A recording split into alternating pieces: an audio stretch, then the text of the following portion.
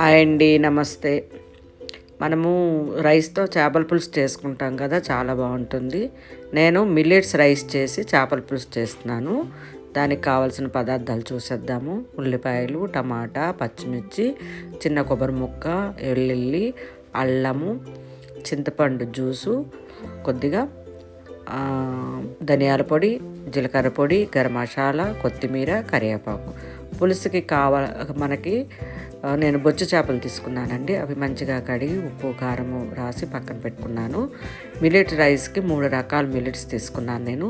సజ్జలు, కొరలు, ఊదలు. ఇవి 1 గంట ముందు మనము నానబెట్టుకొని ఉంచుకున్నానండి.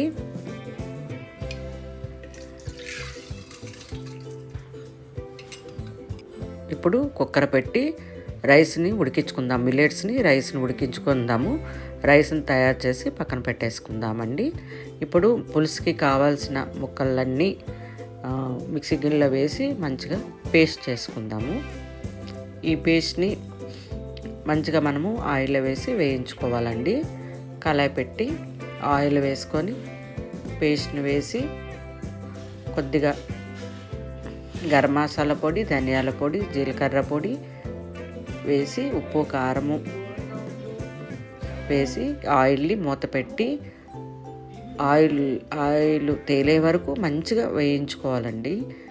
ఎందుకంటే అన్నీ మనము పచ్చివి వేసాం కదా, పచ్చి వాసన పోయే వరకు ఈ మసాలాని మంచిగా వేయించుకోవాలి మూత పెట్టి.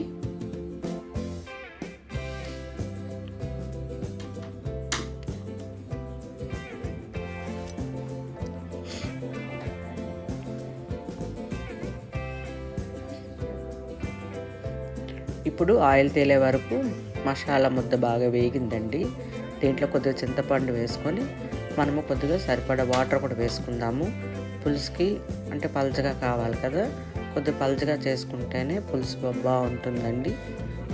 దీన్ని మూత పెట్టి మరిగించుకుందాము.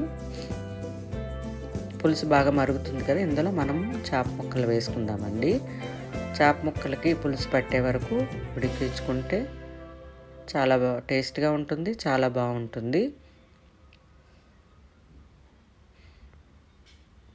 ఇందులో కొత్తిమీర, కరివేపాకు పైన జల్లుకుందాము.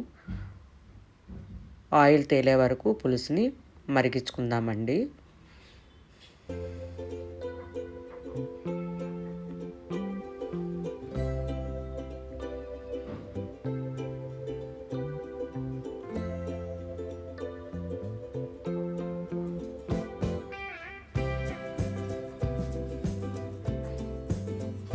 పులుసు రెడీ అయిపోయిందండి. ఇప్పుడు వేడివేడిగా మిల్లెట్స్ రైస్లోని చేపల పులుసు వేసుకొని తింటే చాలా టేస్ట్గా ఉంటుందండి. మీరందరూ తయారు చేసి చూడండి. ఈ వీడియో మీకు నచ్చితే లైక్ చేయండి, షేర్ చేయండి.